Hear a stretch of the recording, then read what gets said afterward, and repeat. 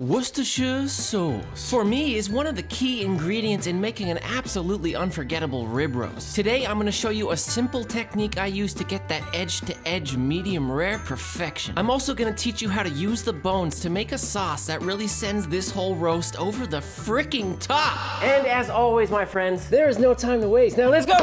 And here we have it, my friends, a beautiful 5-pound rib roast. And this could feed anywhere from 6 to 12 people, depending on how big the people are. Yeah, you know what I mean. You know those type of eaters who could eat like probably half of this thing. It's not me, but they're out there. They are among us. And when I buy these things, I always try to get it with the bone on. It can be really nice to roast it with the bone on. Today, we're gonna be taking the bones off and using those to build our sauce. However, if you wanna roast it with the bone on and skip the sauce, you can do that as well. But I like it the sauce. Ooh, I like it the sauce. Take off these bones. I'm just finding where they start up here, and then I'm just gliding along the bone. My knife is telling me exactly where it is. Pulling down here at the end, and boom, they're off. It's as simple as that. And then all I'm gonna do is slice some of this meat off, just to get this beef into smaller chunks is all I'm doing. And we'll use these little scraps to build our sauce. There's a lot of gelatin that needs to come out of these bones, and that's what's gonna thicken our sauce. I'll throw those bones and that meat into a pan. And by the way, this is some of my favorite meat ever, this rib meat. And after it cooks in the sauce, I absolutely plan on eating it. It'll be the little chef's treat while we wait for the rib to be done. Just hitting these with a little neutral oil. That's just avocado oil, you can use whatever. And just a little bit of salt here on the ribs as well. And these will go straight into a 400-degree oven to roast off and really deepen up all those flavors. Now, with my little rib roast here, I'm actually gonna score the top. You will see why in just a second. I'm just gonna make a little cross-hatch pattern. I think that's what it's called, I don't really know. And then we go the other way to make these nice little square scores. It will help that fat get nice and crispy and just give us this amazing texture around the top, as well as take the seasoning for the dry brine, which is gonna be the next step. And of course, it's gonna let that amazing Worcestershire sauce get in all those nooks and crannies, which I'm also very excited about. I'm gonna be using some of my famous homemade rosemary salt. If you know, you know. Now, you don't need this. You could absolutely just use salt. However, it is a fantastic seasoning that has all the flavors of the holidays packed inside of it. And it's also super easy to make. If you wanna do it, just take some kosher salt. To that, you're gonna add some rosemary dripped off the stem, some fresh sage leaves that you just picked off the stem as well, some fresh garlic. All you need to do is peel that and throw it in, and a little bit of lemon zest to finish it off. You blend that all up for about 1 minute, and boom, you have rosemary salt. Once it's done, I put it in a Tupperware container. I keep it in my fridge. I try to use it up within about 3 weeks, but it will literally last for months. It's just at its peak freshness and flavor in those first few weeks. The recipe for that will be down in the description. I'll put a full batch recipe, a half batch recipe, as well as the weighted gram recipe for everybody across the pond. Sergeant Gilbert reporting for duty!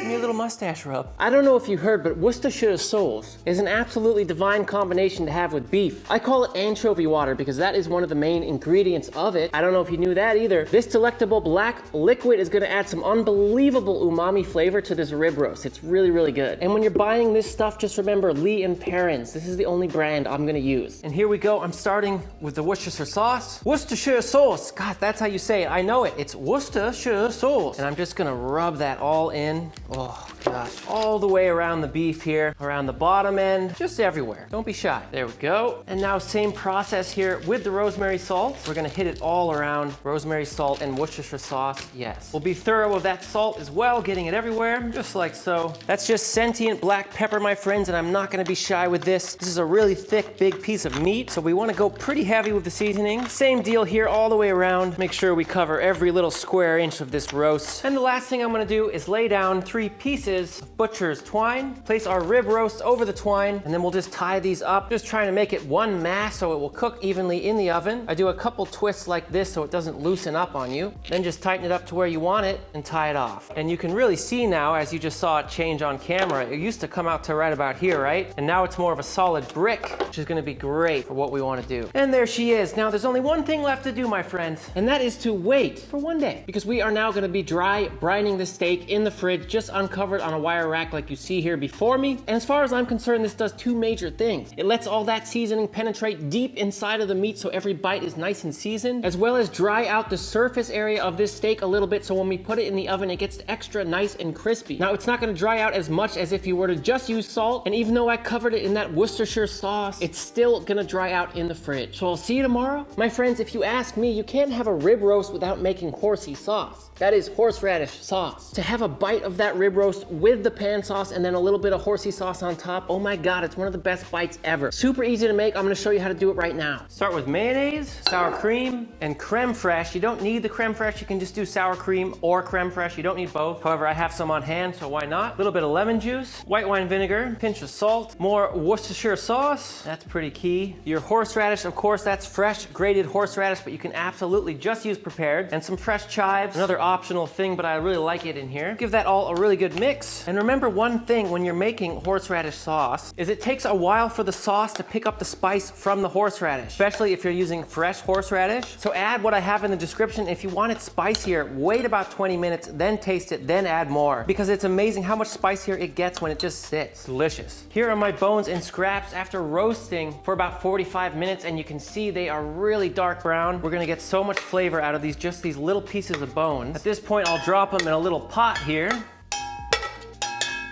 And I'll top them off with water. May seem like a lot of work for just 2 little bones, but by the end of this, we're gonna have an absolutely incredible sauce. I'll put those over low heat and just bring them to a simmer. We'll let those roll for a couple hours. And if it reduces while that's happening, you can always just top it off with a little bit more water if necessary. And now in the pan, I cooked the beef ribs in. I just have that on medium heat. I'm gonna add some large chunks of onion and some big chunks of peeled carrot. Once these veggies have a little bit of color on them, I'll flip them over and do the other side. Just wanna get a little bit of browning going on here. It's gonna deepen the flavors of our final sauce. There we go. I'll just add them in here. And you'll notice I didn't put any celery in here. I don't know why, but in my last sort of year and a half of cooking, I've just kind of realized that celery sucks, dude. Look, to each their own. There's nothing wrong with celery, but I just don't like the flavor it really leaves inside of a stock or sauce. Carrots and onions all day, but celery?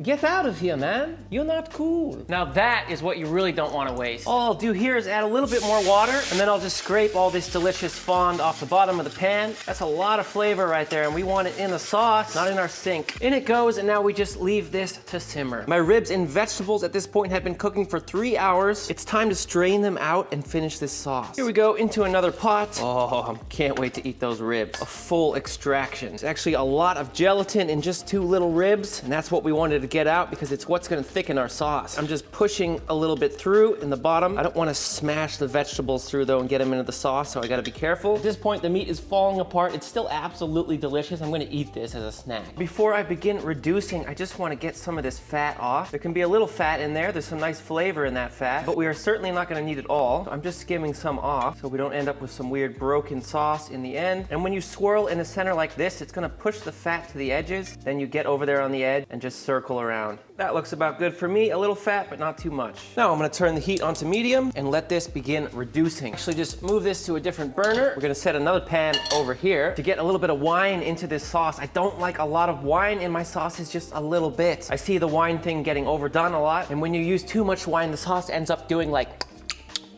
that to your mouth. Is stringency? I don't know what it's called, some kind of cooking term like that, but it's not a nice feeling. I'm going in with my wine. This is just Malbec. You could use cabernet sauvignon, any kind of good red cooking wine. And I'm just doing about a cup, as well as a touch of balsamic vinegar, just about a tablespoon or so. This combination of red wine and balsamic vinegar in a sauce is amazing. After about 8 minutes, our wine has reduced by 80%, it's starting to thicken up a tiny little bit, and we've burned off the vast majority of the alcohol at this point. I'll go ahead and add this into our stock, and we'll continue reducing this all down until the gelatin from those bones begins to thicken it up. So I'm just keeping the heat at medium, and we'll let this reduce down slowly. A pro tip when you're reducing sauces is to keep a pastry brush and some hot water like this, and so you can brush down the sides of the pot where all that stuff is sticking, which makes for a much easier cleanup, as well as that's all flavor that belongs in the sauce and not on the side of the pot. At this point, our sauce has reduced by about 60%. I'm gonna add a little bit of fresh thyme leaves just stripped off the stem, some more Sergeant Gilbert action. That's just fresh ground black pepper. A little pinch of salt, but go sparingly because it will continue to get saltier as it reduces. And since this is a Worcestershire sauce rib roast, I'm doing a little bit more of that as well. About 2 teaspoons. At this point, our sauce is really starting to thicken up a little bit. I'm gonna put it into a smaller pot to finish it. You can absolutely just skip this step. I don't want it drying out and getting stuck to this pot. I'm gonna give this a quick taste for seasoning.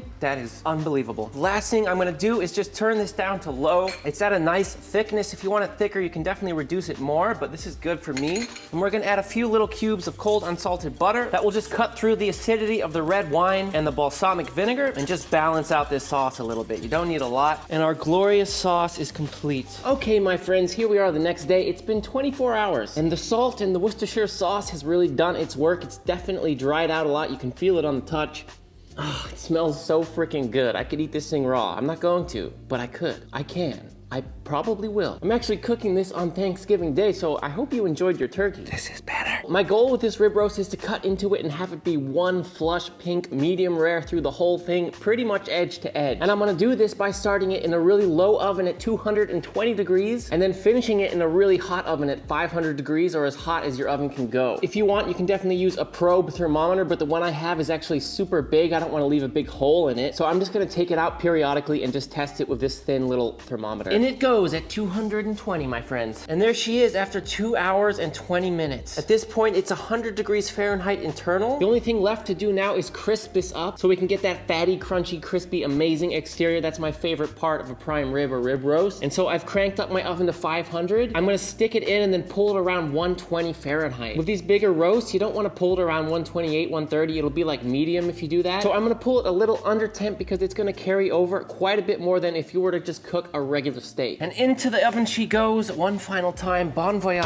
And there she is after just 15 minutes of crisping in the oven, which happens really quickly if you cook it first at a lower temperature and then a higher temperature to finish. And all I'm gonna do now is loosely cover this with tin foil and let it rest for at least 20 minutes. Time to get into this thing. I'm just gonna remove the strings. I'm just gonna slice the whole thing in half for y'all. Oh.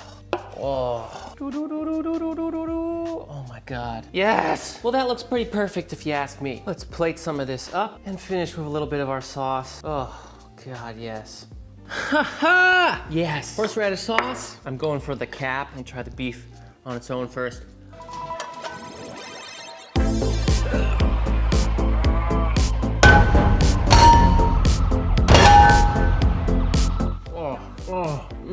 Oh my God, dude, some horsey sauce. This is so good. I don't know what to say. What do you want me to say? Until next time, you know I love you and I'm out.